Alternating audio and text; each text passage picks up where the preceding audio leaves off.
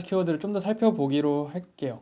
그럼 자금력의 부족인데, 자금력의 부족은 나머지 세 가지 키워드를 좀 포괄하는 것 같기도 합니다. 그래서 자금력이 약하다 보니까 아무래도 프랜차이즈에 비해서 마케팅에 어려움도 생기고, 또 제품 및 서비스 개발도 어려움이 있고, 또 환경 변화에 대한 대응력도 약해질 수밖에 없는 것 같아요. 그럼 구체적으로 좀 어떤 마케팅에 어려움이 있는지 살펴보면, 제가 봤을 때 이거는 꼭 돈 문제는 아니라고 생각을 합니다. 배달의 민족은 월 33,000원이 끝이었고, 아까 말씀드린 대로 책자는 25만에서 45만 원 정도의 광고료를 받고 있었습니다. 그럼에도 불구하고 저는 그때 당시에 이걸 잘 활용했던 것 같아요. 이게 실제로 배달음식에서 문제가 됐던 일이기도 한데, 저는 상권이 안 좋은데 위치했었는데, 배달음식에서 그때 당시에는 이 상권, 그러니까 소상공인분들을 유입하고자 해서 저를 임의로 아파트 상권, 그러니까 그 동네, 도봉구에서 가장 인구가 많은 동네에다가 저를 딱 점 찍어 주시더라고요. 지금은 가능하다고. 아무래도 그 배달의 민족 쓰신 분들은 아시겠지만 자기 근처 위주로 위에 상위에 뜨거든요. 지금은 뭐 울트라콜 뭐 이런 게 계속 있는지는 모르겠는데, 그때 당시에는 공정하게 그냥 지역 가까운 순서대로 계속 뜨기 시작했기 때문에, 제가 거기 위치에 있다 보니까 되게 재밌죠. 우리 동네에, 제가 그때 돼지 꿈꾼날이라는 족발집이었는데 돼지 꿈꾼날은 없는데 내 지역 근처에 있대. 그러니까 전화를 하게 되고, 그래도 맛은 자신 있었습니다. 맛은 자신 있다 보니까 한 번 시키신 분들이 또 시켜주고, 그렇게 하면서 저는 이 배달민족의 초기 허점이라고 해야 될까요? 그들이 이제 프로모션을 하기 위한 행동들을 굉장히 잘 탔던 사례입니다. 돈은 오히려 더 이제 저는 마케팅 비용이 점점 줄었죠. 그때 이후로 책자도 이제 안 하게 됐고, 배달의 민족 월 33,000원만 가지고 했습니다. 그러다 보니까 네이버 블로그도 잘 올라갔던 사례도 있습니다. 그렇게 좀 점점점 선순환을 타다 보니까 자연스럽게 홍보가 좀 되는 부분도 있더라고요. 그래서 정보에 발가되는 게 우선인 것 같고, 실제로 배달의 민족을 계속 말씀드리기 좀 어렵지만, 저는 군대 가기 전날에는 배달의 민족에서 전화도 왔어요. 인터뷰 요청이 와가지고 자기네 어플을 사용해서 잘 됐던 또 젊다 보니까 젊은 소상공인 대표 사례로 인터뷰가 왔었는데, 제가 그때 당시에 저 다다음날 군대 갑니다 이렇게 말씀을 드렸었죠. 좀 우픈 내용인데, 제가 말씀드리고 싶은 부분은 뭐 단순히 뭐 내가 뭐 그때 배달민족으로 대박 났었다, 솔직히 대박도 안 났었고요. 그냥 이제 빚만 갚은 정도였고, 대박은 아니지만 정보의 밝은 덕분에 저렴한 마케팅 비용으로 굉장히 좋은 효과를 냈었다라는 걸 강조드리고 싶은 부분이에요. 그래서 저는 잠깐 또 다시 저희의 사업으로 들어오지만, 이 뉴딜 정책이나 도시재생 사업, 이걸 잘 활용하시면 분명히 더 좋은 효과가 날 거라고 생각을 합니다. 또 그 같은 맥락에서 제가 볼 때는 제품 및 새로운 서비스 개발 등을 계속 해주셔야 될 것 같아요. 프랜차이즈는 어쨌든 저도 알바를 했던 경험도 있지만 계속해서 제품 개발, 또 서비스 개발, 이런 걸 굉장히 시스템화를 하거든요. 근데 이쯤 되면 아마 분명히 이렇게 말씀하시는 분들 계실 것 같아요. 소상공인분들 솔직히 시간 없으시죠? 저도 잘 알고 있어요. 그때 족발집 할 때도 정말 그 플랫폼을 잘 탔고, 제가 운이 좋아서 다행이었던 거지, 물론 운도 잘 활용했죠. 해서 다행인 거지, 솔직히 아침에 나와서 생족 가져와가지고 그 족발 핏물 뺀다 그러죠. 핏물 빼고 또 삶는데 3시간, 삶는데 3시간이 더 걸렸어요. 한 3시간 반 걸린 것 같은데, 3시간 반 걸리고 또 장 보고 와야 되고, 그럼 뭐 그것만 보면 끝납니까? 저희가 뭐 기타 야채 손질도 많이 해야 되잖아요. 그런 거 하다 보면 그냥 바로 장사 시작돼요. 저는 점심 장사 엄두도 못 냈습니다. 돈이 없었기 때문에 알바도 제대로 못 썼고 주방 이모도 제대로 못 썼어요. 저는 진짜 서빙부터 해가지고 막 그 배달도 막 제가 가고 정말 힘들었던 적도 있습니다. 그래서 막 불만은 불만대로 더 쌓이게 되고, 이런 악순환으로 간 적도 있었는데, 이만큼의 소상공인들 솔직히 시간이 없습니다. 그래서 제가 무슨 마케팅도 연구해야 되고 제품, 그리고 새로운 서비스 개발해야 된다, 이런 게 굉장히 비판적으로 들리실 분들도 있다고 생각을 해요. 그래서 저희가 말씀드린 게 공동 매입 부분인데, 뒤에 가서 조금 더 제가 이거에 대해서 말씀드리도록 하겠고요. 그러다 보니까 이렇게 현실적으로 좀 많이 생계에 쫓기다 보니까 환경 변화나 대응력이 당연히 약해질 수밖에 없다고 생각을 합니다. 또 특히나 올해는 코로나 때문에 다른 분들이 더더욱 힘드셨을 거라 생각을 하고요. 저가 솔직히 말씀드리고 싶으면 이렇게 막 암울하게 말씀드리고 싶은 게 아니에요. 그럼에도 불구하고 지금 시점에 창업을 해서 지금 시점에 오히려 대박난 분들 꽤 있거든요. 유튜브만 보셔도 많아요. 그러면 그 사람들이 정말 다 돈이 많아서 했냐? 꼭 그렇지 않더라고요. 그래서 그런 것 좀 연구를 하고, 저 역시도 솔직히 지금도 제가 개인 사업을 하고 있기 때문에 저도 하루가 멀다고 코로나 때문에 조심쳐서 합니다. 이게 뭐 더 크게 터지면은 저한테도 영향이 있을 수 있어서 굉장히 노심초사하고 있는데, 근데 저는 현실적으로 인정할 것이 아까 말씀드린 대로 코로나에도 불구하고 좀 잘 되는 곳들이 있더라. 그것들을 우리가 어떻게 해나갈 거냐, 어떤 부분이 문제냐라는 걸 좀 잡아내는 게 중요할 것 같아요. 지역 소상공인분들이 가진 장점은 뭘까요? 대형 프랜차이즈나 아니면 젠트리파이어, 뭐 정보에 밝거나 마케팅에 밝은 분들에 비해서 우리가 가지고 있는 강점이 뭐냐라고 생각했을 땐 저는 이거는 절대 돈을 못 산다고 생각을 합니다. 오랜 시간 축적한 지역 네트워크, 그리고 부동산 업자보다 더 잘하는 동네 지식, 네. 그리고 오랜 장사를 통한 장인의 기술, 이런 것들. 그래서 지역 특색을 살린 서비스, 상품화, 그리고 지역 응집력을 좀 잘 살리시면 굉장히 큰 강점이 된다고 생각을 하는데요. 이렇게 말씀드리면은 제가 조금 설명이 모자랄 것 같아서 부연 설명을 좀 드릴게요. 먼저 오랜 시간 축적한 지역 네트워크를 말씀드렸는데, 제가 부동산을 그 양평에서 창업했을 때 어떤 느낌이 있었냐면, 지역사회가 정말 세다. 내가 여기서 어떻게 하면 적응할 수 있을까? 와, 이거 쉽지 않겠는데? 라는 생각을 합니다. 실제로 서울은 굉장히 광범위하잖아요. 인구도 많고. 그래서 구별로도 굉장히 영향이 큰데, 어떤 구에서 다른 구로 넘어갔을 때 그 지역 상권이 굉장히 어렵게 느껴집니다. 그래서 외부에서 들어오신 분들이 상권 분석, 뭐 예를 들어서 유동인구, 뭐 저희가 보통 기본적으로 하는 게 유동인구, 그 다음에 상주인구, 그리고 뭐 세도 분석하고, 그리고 경제력도, 그 지역에 사는 경제력도 분석을 합니다. 근데 중요한 건 물론 이미 있는 연구긴 한데요. 그럼에도 불구하고 제가 볼 때는 이게 다는 아닌 것 같아요. 실제로 젊은 분들이, 제가 뭐 창업도 많이 시켜드렸고 그 주변에 그 월세도 많이 놔드렸고 해봤지만, 너무 오히려 이렇게 학문적인 통계에 빠지신 분들이 본질적인 걸 많이 잊고 오히려 창업에 실패하시는 분들도 좀 있거든요. 그래서 지역성을 잘 안다는 건 그만큼 큰 강점이 되는 부분입니다. 우리가 흔히 항아리 상권이라고 하죠. 항아리 상권은 부동산이라고 해도 잘 몰라요. 만약에 내가 외부에서, 예를 들어서 제가 지금 양평에 있는데 내가 양천구로 갑자기 왔다. 항아리 상권 어딘지 모릅니다. 네. 어느 정도 알 수는 있죠. 문서상으로. 근데 계속 이용하고 거기를 계속 많이 방문하지 않는 이상 진짜 항아리 상권 중에서도 여기는 잘 될 자리가 아닌데 잘 되네라고 하는데 꼭 있어요. 동네마다. 그런 것들은 그 지역에 많이 계신 분들, 또 지역 소상공인분들 아니면 솔직히 알기 어렵습니다. 이런 거 굉장히 잘 살리시면 좋고요. 그 항아리 상권이라고 하면은 조금 낯설다고 느끼시는 분들이 있는데, 항아리 상권은 이런 것 같아요. 아파트나 아니면 뭐 상주 인구들이 정말 많은 공간 안에 그 상가 라인이 하나씩은 꼭 있죠. 그 상가 라인이 하나씩 있고 이 항아리 안에 갇혔다라는 느낌으로 말씀드린 건데, 그러다 보니까 유동 인구도 자연스럽게 계속 있고 상주 인구도 많다 보니까 그 사람들이 계속 단골처럼 이용할 수 있는 상권을 말합니다. 근데 항아리 인구랬다. 항아리 상권이라고 해서 다 잘 되는 것도 아니에요. 그 항아리 상권 중에서도 어떤 공간은 사람이 가지 않는 공간, 그러니까 똑같이 아파트 안에 둘러싸였다고 가정을 해볼게요. 아파트에 둘러싸였는데 위쪽에는 사람들이 지나다니지 않는 공간입니다. 앞에 쪽은 사람들이 지나다니는 공간이에요. 또 횡단보도나 일방통행, 이런 것들이 굉장히 많은 영향을 미치거든요. 근데 이런 것들을 그냥 쉽게 알 수 있냐? 솔직히 쉽지 않습니다. 네. 단순한 상권 분석으로도 어렵고요. 그 지역사회에서 움직이는 생각보다 생활 패턴들이 또 있거든요. 내가 이 길을 계속 가게 되나 안 가게 되나, 이런 것들은 계속 다니다 보면 알게 되는 거지, 그걸 단순히 상권 분석해서 사람들이 이렇게 가더라 저렇게 가더라 이걸 쉽게 알 수 있는 부분이 아닙니다. 물론 그것까지 알고 투자하시는 분들은 굉장히 전문가고 그분들이 잘난 거예요. 흔히 지역사회가 센 곳에 저희가 터세라고도 얘기를 하죠. 근데 터세라는 단어가 저는 꼭 나쁘게 생각되지 않습니다. 아까 젠트리파이어가 꼭 나쁜 단어가 아니라고 말씀드렸던 것처럼 터세가 강하다는 거는 제가 봤을 때는 그 지역사회에 끈끈함이 있다고 생각을 해요. 그래서 이런 강점들은 지역사회 소상공인분들이 잘 가져가시면 굉장히 좋을 것 같다고 생각을 하는데, 아까 말씀드렸죠. 그러면 우리가 강점이 가지고 있는 게 뭐냐? 오랜 시간 축적한 지역 네트워크, 그 다음에 부동산 업자보다 더 잘 아는 동네 지식, 세 번째 오랜 장사를 통한 장인의 기술. 이 장인의 기술도 굉장히 중요한 포인트입니다.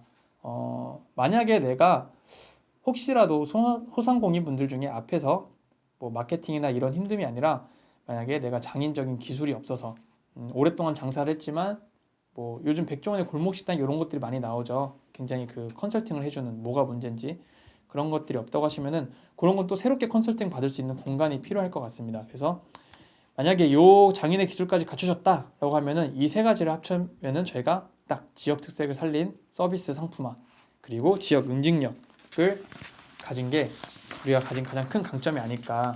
그래서 요 네트워크를 잘 살리면 외부에서 어떤 강한 프랜차이즈나 젠트리파이어가 들어와도 그 안에서 살아남을 수 있는 힘이 생길 수 있지 않을까 생각을 합니다.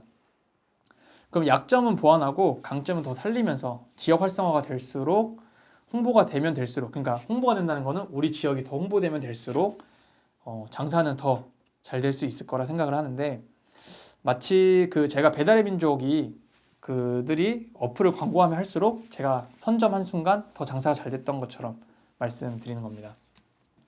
아마 제가 지금까지 말씀드렸던 부분이 정부나 아니면 주택도시보증공사에서도 같은 고민을 하지 않았을까 싶어요.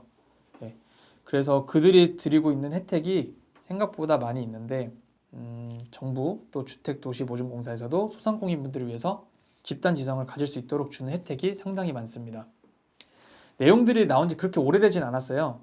그래서 강의를 하고 있는 저나 또 이 사업을 실질적으로 하고 있는 서울시 그리고 협동조합에서도 지역 소상공인분들이 충분히 잘 활용할 수 있기를 바라는 마음으로 이렇게 공유 점포나 공동자산화를 제안드리는 거기도 합니다. 물론 공동자산화에 있어서 실무나 기술적인 부분 그리고 리스크적인 부분들은 뒤에 강의를 하시는 분들이 좀 더 자세하게 설명을 해주시게 될 거예요. 그래서 저는 이제 여는 강의라고 말씀드렸고 공동자산화가 대체 뭐냐 이런 부분을 설명드리고 있는 부분입니다.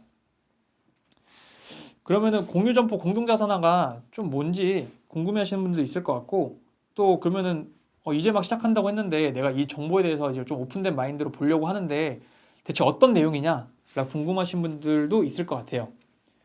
뒤에 제가 준비를 해봤는데 작년에 서울특별시에서 진행했던 사회투자기금 내용입니다. 그래서 서울특별시 사회투자기금 민간자산 클러스터라고 하는데요. 이거 한번 같이 살펴볼게요. 이 내용을 보시면 사업 목표, 제가 빨간 줄 그어놓은 거 아마 화면에 나올 것 같은데, 민간 자산을 활용하여 사회적 경제 기업, 공동체 소유의 사무, 주거, 커뮤니티 등 복합공간 조성을 통해 사회적 경제 기업 간 협업화 체계 구축 및 지속 성장 지원이라고 되어 있습니다. 네, 사업 목표를 보다시피 이거는 융자긴 융자인데 굉장히 지원을 해주는 융자라고 보시면 돼요. 네, 또 소상공인분들이 대출이다라고 하면 무조건 겁내시는 분들도 있는데 이런 건 사실 잘 활용하시면 좋습니다. 자, 그래서 융자 대상도 보시면은 민간 자산 공동 소유 및 사용을 계획하는 사회적 경제 조직이라고 되어 있고요. 융자 한도 같은 경우에는 30억 원인데 총 사업비의 80%까지 혜택을 주고 있습니다. 아시는 분들은 아시겠지만 지금 시점에 대출 제한, 특히나 부동산에 관련해서는 굉장히 대출 제한이 많은 상황인데, 이렇게 사업을 하는 사람들한테는 우리가 부동산뿐만 아니라 총 사업비의 80%까지 지원을 해주겠다라는 내용을 갖고 있어서 이건 굉장히 잘 활용하면 좋으신 부분이라고 생각을 해요.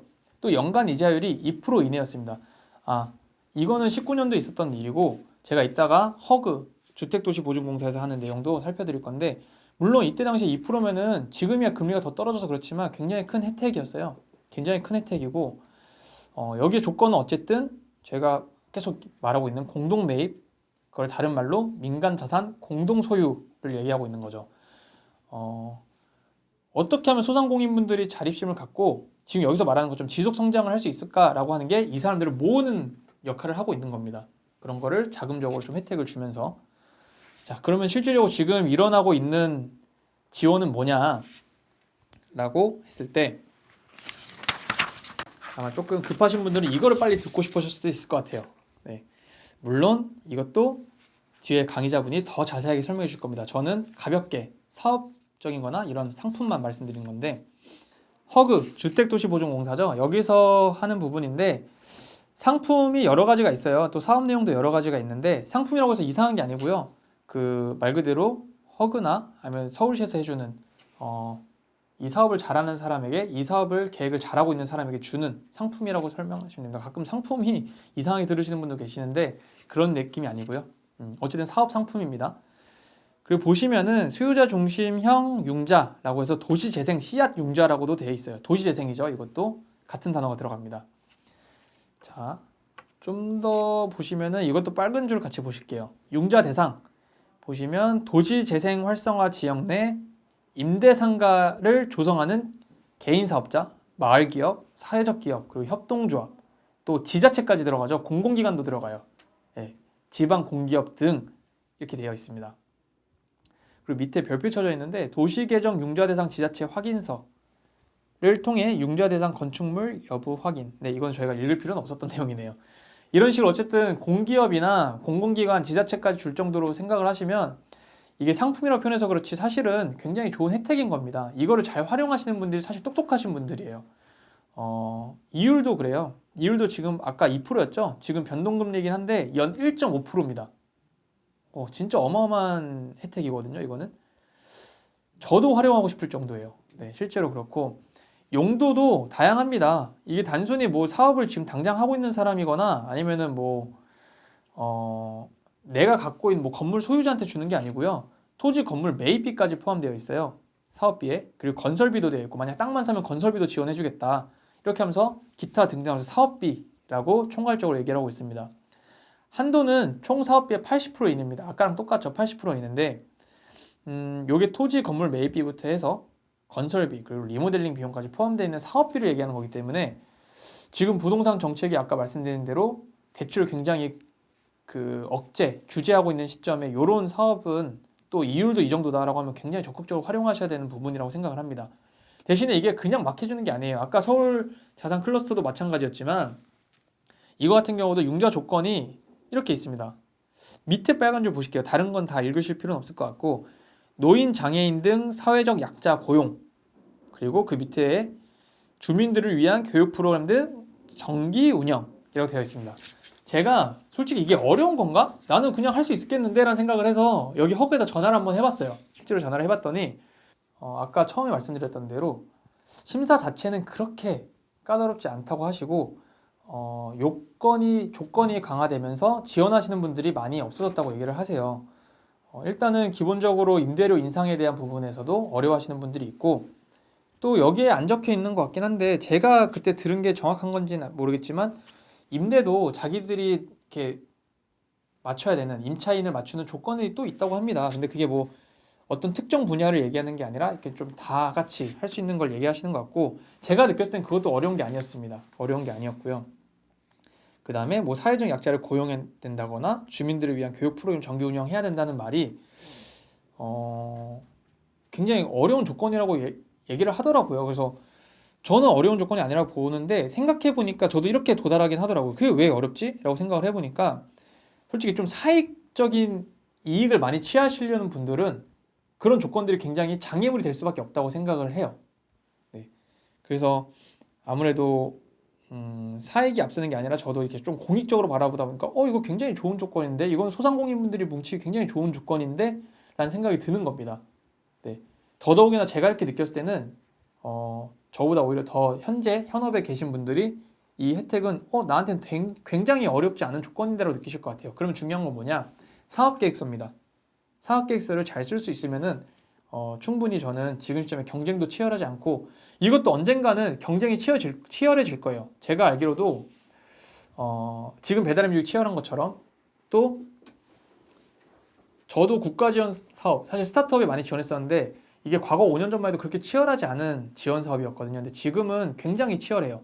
지금 굉장히 받기 어려운 시점인데 분명히 이렇게 좋은 조건이다라고 하면은 많이 알려지고 또 많이 혜택을 보려고 또 이 과정에서 많은 정보에 밝은 분들이 이 혜택을 활용하려고 많이 할 거예요. 그래서 저희가 이렇게 적극적으로 강의를 드리려고 하고 이 정보를 공유해 드리려고 하는 거는 소상공인분들이 이 혜택을 정확하게 알고 이 혜택을 정확하게 누리시기를 바라는 마음으로 알려드리는 겁니다.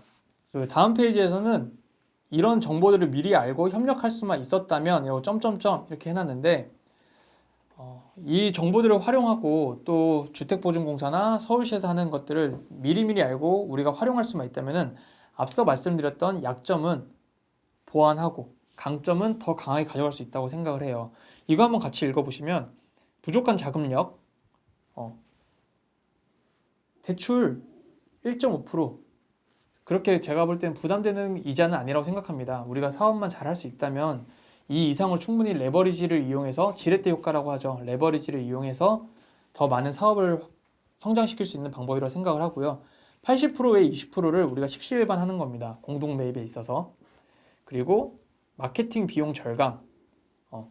아무래도 우리가 장사하는 데서 혼자 하다 보면은 주변 젠트리파이어나 대형 프랜차이즈랑 개인 대 개인으로 싸우면 사실 힘이 약해요. 우리가 마케팅 비용도 그만큼이 없고, 근데 우리가 모여 있으면은 이 공간 자체가 저는 마케팅이라고 생각을 기본적으로 하고요. 지역에 녹아내린 좋은 사례가 되면은 또 그거대로 또 좋은 구전 효과가 있을 거라고 생각을 하고, 실질적으로도 우리가 한 10명 모여 있다고 생각을 해볼게요. 소상공인분들이 10명, 뭐 5명, 아니면 뭐 그래 20명까지도 모일 수 있다고 생각을 해보겠습니다. 20명이 모였을 때 20명이 마케팅 비용을 만약에 우리가 400만 원이라고 쳐볼게요. 400만 원을 내가 혼자 낼 때는 부담됩니다. 20명에서 나누면 20만 원입니다. 굉장히 크게 절감돼요. 자, 그러면 우리가 기존에 400만 원의 마케팅 비용을 들였는데 우리가 20만 원만 내는 것보다 야, 우리 보니까 효과 좋은 마케팅 써서 조금만 더 내자라고 하면은 그만큼 더 배로 늘어나는 겁니다. 그럼 내가 혼자 있을 때 마케팅 비용은 절감되는데 마케팅 홍보 효과는 더 증대될 수밖에 없죠. 실질적인 비용적으로나 또 우리가 내는 그 규모의 경제라 그러죠. 또 집단 지성이라고도 얘기를 하는데, 사람들이 많이 모여 있음으로써 한 명이 소리낼 거를 여러 명이 소리내다 보니까 그런 실질적인 외부적으로 도는 홍보 효과도 마케팅 효과가 훨씬 증대될 거라고 생각을 합니다. 세 번째, 그리고 공동자산이라고 해놨는데, 우리가 아까 젠트리피케이션 얘기하면서 월세가 인상되고 쫓겨나는 걱정을 했었잖아요. 만약에 우리가 같이 모여가지고 정말 힘있게 모여서 공동 매입을 건물을 할 수만 있다면, 건물이 꼭 아니어도 되죠. 부동산을 공동 매입한다면 더 이상 뭐 월세 인상이나 쫓겨나는 걱정은 안 하셔도 될 것 같습니다. 물론 제가 이걸 딱 말하는 시점에 저도 스쳐가는 생각이 이런 걱정하실 수 있을 것 같아요. 같이 사면은 같이 산 사람들끼리 뭔가 문제가 있지 않을까? 누군가는 불만이 있거나 누군가는 갑자기 나간다고 하거나 뭐 이런 갖가지 문제가 있지 않을까라는 생각을 하실 수 있을 것 같아요. 제가 거기에 대한 해답은 뒤에 분들께 자연스럽게 넘겨드리겠습니다. 제가 알기로도 뒤에 분들이 그걸 강의에 다루는 걸로 알고 있으니까요. 충분히 그런 부분들 리스크적인 거 또 아니면 법적인 것까지 다루고 있으니까 이런 부분도 걱정을 안 하셔도 되겠다라고 저는 말씀드리고요. 또 아까 저희가 허그에서 있었죠. 업종을 다양하게 맞춰야 된다는 게 조건에 있다고 얘기를 했는데, 물론 문서상에 딱 나와 있진 않지만 제가 이제 전화상으로 들었던 거는 그랬는데, 저는 오히려 다양한 업종이 있는 건 좋은 시너지라고 생각을 해요. 예를 들어서 요식업끼리 다 있으면은 물론 그거 자체도 없는 것보단 같이 있는 게 훨씬 좋다고 생각을 합니다. 근데 만약에 요식업에 발달하신 분이 있고 혹은 소상공인 분야에서도 광고나 마케팅 쪽, 혹은 저도 지금 촬영하시는 분들도 어쨌든 회사죠, 업체고, 많은 분들이 업종이 있는데 그분들이 같이 상생할 수 있는 공간이 있다고 하면은, 예를 들어서 뭐 이런 거죠. 광고 마케팅 비용 어차피 드릴 건데 우리 건물 안에 있는 분들이 해줄 수 있으면, 우리가 그분한테 비용을 준다면 그분들도 수익 창출이 되고, 또 그분들이 광고나 마케팅을 잘 해줌으로써 제가 또 요식업을 생각해 보겠습니다. 요식업이 잘 되고, 또 옷장사라고 해볼게요. 옷장사가 잘 되고, 이 안에서 선순환 구조가 나는 겁니다. 이런 걸 생각했기 때문에 아까 서울 자산 클러스터에서 얘기했던 게 지속 성장 지원이라고 사업 목표를 잡아놨던 것 같아요. 같은 목표에 도달하는 것 같고요. 그래서 또 다양한 업종분들이 모여 있을 때 제가 생각했을 때는 아까 저희가 약점이라고 얘기했던 새로운 개발이나 서비스 개발, 이런 업그레이드가 다양한 시각에서 요식업끼리만 모여 있으면 또 요식업만의 문제점을 못 볼 수도 있거든요. 또 저도 부동산 쪽에 있지만 부동산끼리 보면 또 소비자들의 이미지를 정확히 못 볼 수도 있어요. 그런 것들을 서로 채워주면서 더 나은 상품과 더 나은 서비스 개발을 업그레이드 할 수 있지 않을까 생각을 합니다. 마지막은 커뮤니티 파워 증대인데, 이거는 젠트리파이어에 대한 혹은 대형 프랜차이즈에 대한 대응력이 상승되겠죠. 우리가 한 공간에 모여 있으면은 제가 아까 앞서 말씀드린 것 중에 이런 내용이 있었습니다. 지역 특색을 살린 서비스, 상품화, 그리고 지역 응집력이라고 말씀드린 부분이 있었는데, 우리가 한 공간에 머물고 또 요 같이 공동 매입을 한 것 자체가 굉장히 좋은 사례, 그리고 좋은 에피소드가 된다면 그 자체로 스토리성이 되기 때문에, 제가 아까 앞서 말씀드린 것 중에 지역 특색을 살린 서비스, 그리고 상품화, 그리고 지역 응집력이 있는데요. 이런 것들이 커뮤니티 파워가 증대됨으로써 또 우리가 마음이 잘 맞는 사람들끼리 혹은 소상공인분들에서 정말 내가 이 환경을 한번 극복해 보겠다 하는 분들이 모여가지고 부동산을 같이 공동 매입을 하고 또 사업도 같이 하고 그러면서 이 사업도 잘 되고 정말 선 사례, 그러니까 좋은 사례로 남게 되면은 이거는 제가 볼 때는 알아서 사람들이 찾아오는 공간이 되지 않을까 싶습니다. 그래서 커뮤니티 파워, 내가 갖고 있는 커뮤니티 파워도 증대하면서 또 젠트리파이어나 외부에서 들어와서 그 사람들이 지역을 더 활성화시켜 줄수록 젠트리파이어랑 그 대형 프랜차이즈의 가장 좋은 점은 우리 동네에 대해서 언론적으로 많이 홍보를 해준다는 겁니다. SNS도 마찬가지고요. 그게 우리 동네가 홍보가 될수록 사람들이 검색하면 우리 좋은 사례가 이런 사례가 있네, 이런 건물이 있네, 야 여기는 한번 가볼 만한 곳이다 라고 해서 자연스럽게 찾아오는 공간이 될 거라고 생각을 합니다. 그래서 우리가 가진 커뮤니티 파워는 더 강하게 가져가고 그게 다른 외부에서 오는 젠트리파이어나 혹은 대형 프랜차이즈에 대한 대응력 상승으로 좋은 사례가 되지 않을까 싶습니다. 그래서 우선은 다시 한번 정보들을 미리 알고 협력할 수 있다는 게 가장 큰 전제 조건이 될 것 같고요. 이 강의를 좀 더 재밌게 보시는 분들은 실질적으로 사실 저희가 제가 알기로는 1차적인 사업이 있고 2차적, 3차적 해서 이어지는 걸로 알고 있습니다. 그래서 그 다음에도 계속 문의를 주시면은 아마 실질적으로 이거를 사업을 진행하고 있는 동네발전소 협동조합에서도 굉장히 좋은 반응과 또 좋은 에너지를 가지고 이 사업을 계속 진행해 주시지 않을까 싶습니다. 마지막으로 저는 여는 강의였기 때문에 서울시 사업에서 진행하는 그리고 양천구 분들 그 중에서도 소상공인 분들께 도움이 될 만한 자산 공동화에 대한 개념 그리고 당위성 등 전반적인 내용에서 설명을 드렸던 부분이고요. 저도 소상공인이었고 지금도 사실 뭐 소상공인이 아니라고 보기도 어렵습니다. 그래서 지금도 언제든 또 하락기를 걸을 수 있는 사업자이기 때문에 이런 정보가 있을 때 내가 할 수 없는 거야 라는 막연한 두려움이나 또 거부감으로 외면하지 않으셨으면 좋겠고요. 뒤에 저보다 아까 말씀드린 더 부분적이고 더 상세하고 자세하게 알려주신 전문가분들이 강의를 준비하고 있기 때문에 꼭 들어보시기를 저는 바라겠습니다.